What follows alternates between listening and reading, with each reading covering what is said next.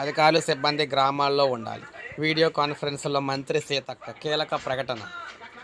రాష్ట్రంలో 99 రోజుల పాటు సాగే ప్రజాపాలన ప్రగతి ప్రణాళిక కార్యక్రమాన్ని పురస్కరించుకొని అధికారులు సిబ్బంది గ్రామాల్లోనే ఉండి సేవలు అందించాలని రాష్ట్ర పంచాయతీరాజ్ గ్రామీణాభివృద్ధి శాఖ మంత్రి సీతక్క సూచించారు. సంక్షేమ పథకాలు లబ్ధిదారులకు అందుతున్నాయన్న అనర్హులు పొందారా అనే అంశాలైతే పరిశీలించి నమోదు చేయాలన్నారు. కేంద్రం ఆర్థిక సంఘం నిధులను నిబంధనల మేరకు వినియోగించాలని, వాటిపై ఆడిటింగ్ నిర్వహిస్తామని, ఎవరైనా దుర్వినియోగం చేస్తే కఠిన చర్యలు తీసుకుంటామని చెప్పారు. సచివాలయంలో ఆమె ఇక్కడ వీడియో కాన్ఫరెన్స్ నిర్వహించారు. ఆయా శాఖల ప్రధాన కార్యదర్శి సంజయ్ కుమార్, సంచాలకులు దివ్య దేవరాజు, మిషన్ భగీరథ, ఈఎన్సీ కృష్ణారెడ్డికి సంబంధించి మొత్తం అంతా. ఈ విధంగా గ్రామాల్లో ఇప్పటికే ప్రారంభించిన పనులను పూర్తి చేయాలని చెప్పారు.